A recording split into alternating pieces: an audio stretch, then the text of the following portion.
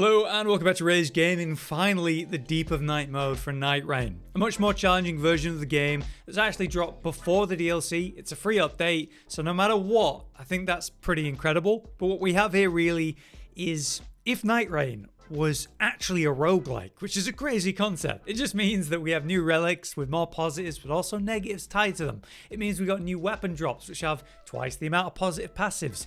But obviously each comes with at least one negative, and these can be pretty detrimental. But some of these positive effects are like legendary passives or otherwise that are really strong. Now plenty of the negatives are going to be too much to handle for say drops and new relics, so you definitely have to be careful with the choices that you make. Plus there was also a patch that launched right before this mode dropped, which definitely influences things, and you're going to want to know about that, so we will cover that as well. So beginning with the key aspects. As a heads up, you won't know the Night Lord that you're going to be facing until you're loading in, nor will you be able to see what shifting earth is up if one is up. In terms of difficulty, as we knew from the datamine info, there's two key aspects of increased challenge. We have the depth level you're currently playing on, which defines how much of a damage and health increase everything has. But then you're going to have the variants, also known as mutant enemies, which are basically the occasional red glowing enemy which are noticeably stronger than normal. These combine their increased health and damage from the depth that you're on, but also the fact that it's a mutant with increased damage and health at the same time. So a variant or mutant on depth 3 is a lot scarier than a depth 1 variant of the same enemy type. You could also get mutant versions of things that are interesting, like you might have a scarab that's a mutant, and instead of dropping one talisman, we've seen that it can drop two, which is pretty cool. Variants will spawn at random though, and you'll never face a mutant Night Lord or Night Boss. Only the open world bosses can be these mutants. As a heads up though, you can, by chance, find that your Night Lord isn't a normal Night Lord, but the Everdark version. So there is some RNG difficulty with the bosses at the end, but in exchange for this increased difficulty, we have the new drop potential. So new weapons will drop during a run, and you can find familiar standard weapons. They'll have two positive passives now and one negative passive associated. These will have familiar positives then, like less likely to be targeted or successfully guarding ups damage negation, but entirely new negative concepts will be found on these normal versions. Like different kinds of status up whenever you're below max health, which is pretty brutal, like poison buildup, rot bleed the moment you're not full health. That's a scary thing to deal with for a whole run. You're going to find these new increased passive drops from many sources, but there's the special red versions that drop from mutants. So while these again have two positive and one negative, you're going to see these new, more powerful positive effects on those.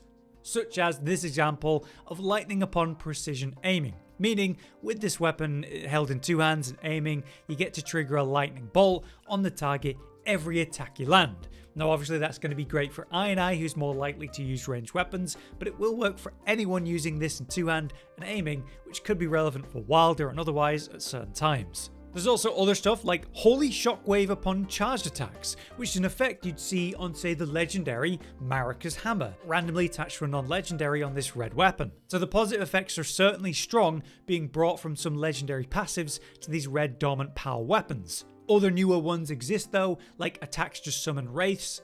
You see this big explosion of them after a few attacks, which is clearly very potent. So on average you find these red drops from killing mutants, but you will find double positive passives with the one negative on normal drops too.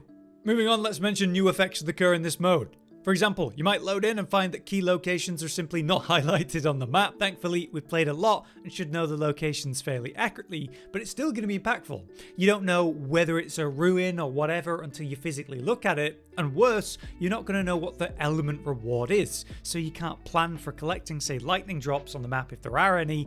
On this line of thinking, they've also made this RNG potential to not show you the Night Lord that you're going to face at the end. So the whole run, you won't even know that you need to be collecting lightning or whatever, because you don't know what Night Lord it will be. And then at the end, it could also maybe be an Everdark version on top. Moving on to the new depth relics. These are relics only found in the Deep of Night mode, which can only be equipped in the Deep of Night mode. They won't work otherwise. These depth relics will have new positives and new negatives attached and can be placed only in 3 special slots, which are alongside the normal 3. So yeah, in the Deep of Night mode you have 6 relic slots. The color of the slots will match the first 3 that you currently have in most cases, but there are some that will be slightly different. But combined with normal relics, you can have some seriously potent setups. The problem, obviously, is that the deep relics come with a negative. Often, these negatives are simply not worth running. You can have a really positive, amazing effect, but then the negative means it's still a bad idea to run. Let's look at an example of this. There's this incredible Bloodborne rally healing effect, but then you generate blood loss on any damage taken. Decent physical attack power up if you use a grease item, but then, if you take any damage, you also generate Death Blight, which will kill you if it procs. Finally, defeating enemies gives you more ult charge, that's great, but in exchange, you get frost buildup on any damage. So with this relic, anytime you take damage, a load of deadly status builds up. That's not good. In regards to what's possible on the new relics, it's too early to say completely. We can expect data mine info to come out though with time where we can really work this out. Just be aware that each line could be a positive, right? That could or couldn't have a negative slapped on. And that seems to be based on what the positive line itself is.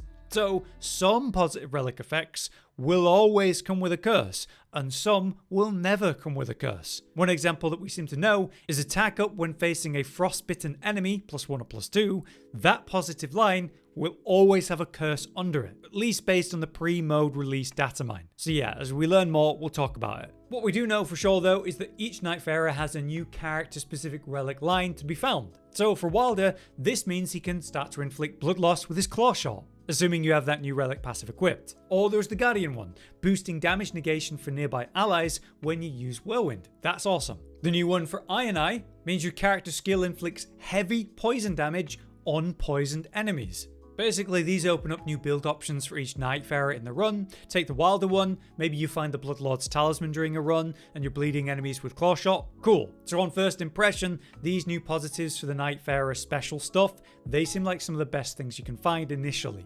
There are other kinds of new relic effects though, like the stat changes. These exchange normal stats for another. Wilder's example would be gain 8 mind in exchange for a loss of 7 vigor. So obviously there's a lot of potential with these new relics, but we need to learn more about them.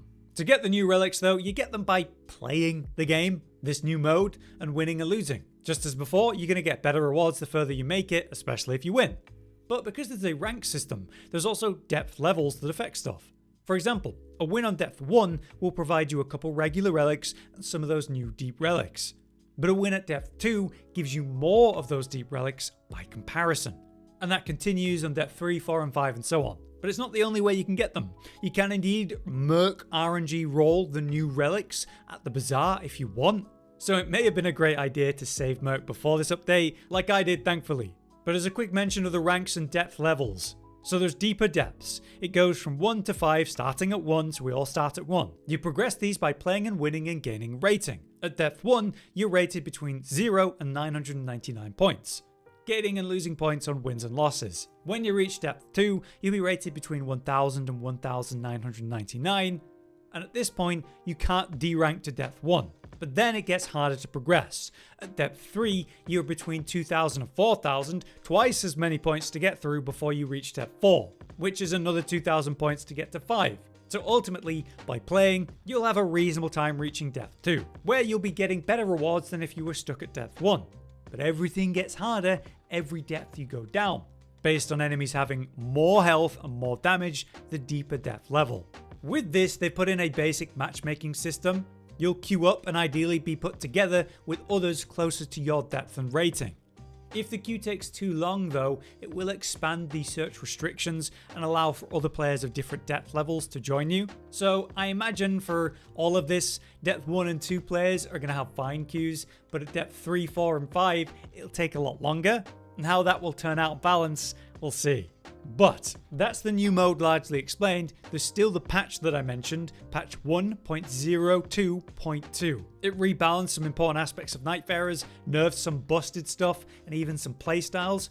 It's important to be aware of this. So let's start with each Nightfarer's changes. Wilder, in short, had the Claw Shot buffed as an offensive ability, with poise protection during its use, and just more stamina damage to blocking enemies, which is nice but not crazy. Though, his special Relic, the character skill change where you get this fiery attack follow-up, that was nerfed to actually start consuming stamina, which is a nice aspect of it where you could use it without stamina.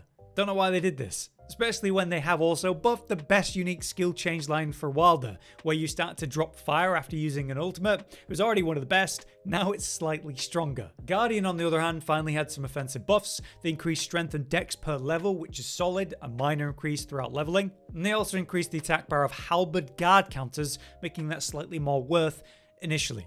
Importantly though, they made it easier to steal guard attacks by making the angles where it works much more forgiving. And they also made the damage part of its ultimate just more reliable to hit by increasing its range. Overall, it's nice to see offensive increases for Guardian, but there's nothing crazy here either. Next we have Duchess, with a focus on her dagger aspect of gameplay. They buffed some dagger attack damage while decreasing her two-handed dagger heavy attack damage, which is funny because I didn't know that two-handing a dagger and then doing a fast heavy attack was popular, but this came alongside a slight increase to dex gain while leveling, and it combines into a noticeable increase to dagger damage when using the light attack combos, which you should be doing. I think this is important because Duchess was largely played around finding the right spells and just using those for a main source of damage. That's going to still be a main aspect of her, but at least the dagger's stronger. Also, they did a big increase to the duration of her ultimate, the stealth. It was like 10 seconds before, now it lasts about 15, so that's great. For Iron Eye, there's only one thing that I really can mention, which is a relic effect adjustment for the extend duration of weak point effect. They've actually increased the duration of that since it was used a lot less than just an extra use of the skill. Either way, it went from 3 seconds to a 5-second increase, so it is noticeably better. Moving on, it's time to talk Raider. They've made the retaliation skill damage more reliable, which is nice by increasing its range. But they've also buffed Great Axe and Great Hammer Stagger. A lot of people stick to colossal weapons with this guy, so the little stagger of those attacks will be better. But stagger in this patch is going to be changed. Wilder, Raider and Guardian would often look for 2 weapons to power stance and then jump attack spam.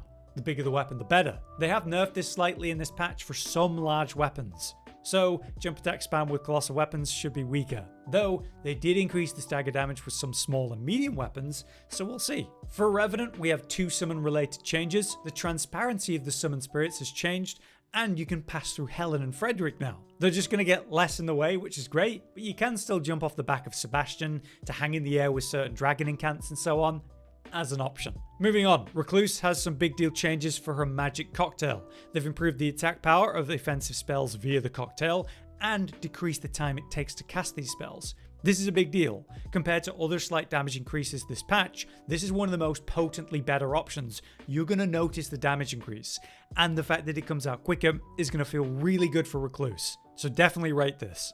Finally, for Nightfarer changes, we have Executor.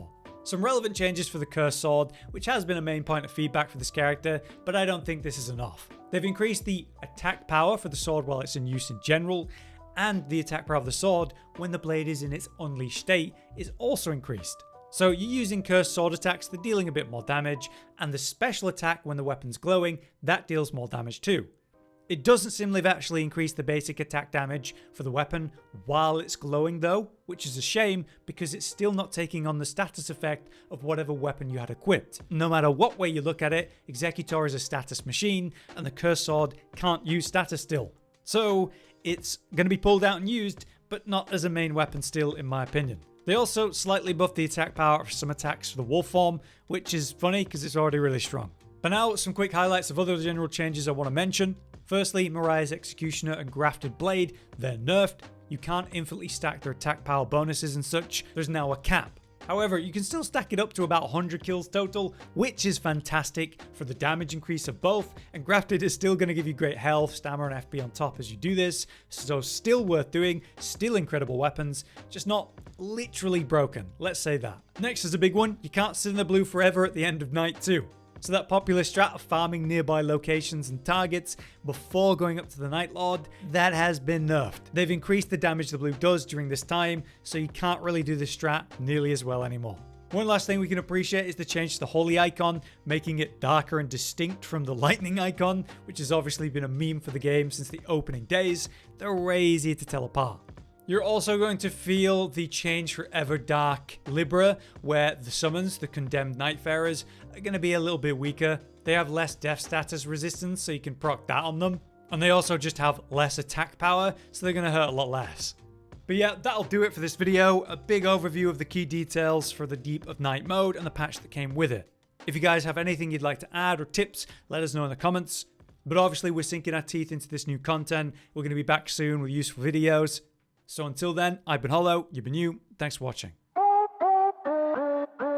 Josh, Cotton, and Hollow with the videos, dropping the humor like a hammer on your tippy toes, bringing entertainment on a daily arrangement to take our insanity and turn it into entertainment. Yes, I said entertainment twice, to reiterate that it is nice to look into your faces on a mostly daily basis when you let us in your homes to make the whole world a stage.